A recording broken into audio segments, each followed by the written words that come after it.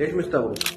ليش نحط واقي شمس؟ كل الناس تنصح بواقي الشمس بس بدون ما تقول السبب، وانت من حقك تعرف. تعالوا نعرف السبب. أشعة الشمس يا صديقي العزيز مثل ما انت تعرف ودارس بالفيزياء هي 3 أنواع: الضوء المرئي، والأشعة تحت الحمراء، والأشعة فوق البنفسجية. الضوء المرئي هو هذا اللي نشوفه اللي هو بين اللون الأحمر والبنفسجي. الأشعة تحت الحمراء هاي ما نقدر نشوفها بس أغلبها تتحول إلى طاقة حرارية. الأشعة فوق البنفسجية وهي أشعة بها طاقة عالية، وهاي بها 3 أنواع: UVA والUVB والUVC. ونبدأ من الأخير ونرجع للأول. UVC هي أخطر وحدة بينهم، ولكن يتم امتصاص أغلب الإشعاع بالغلاف الجوي.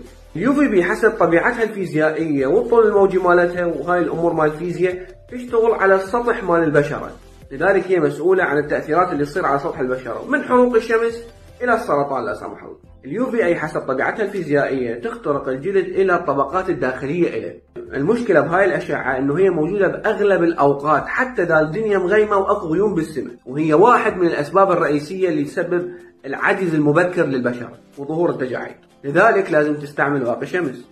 زين، هو شنو هو واقي الشمس؟ الحلقة الجاية.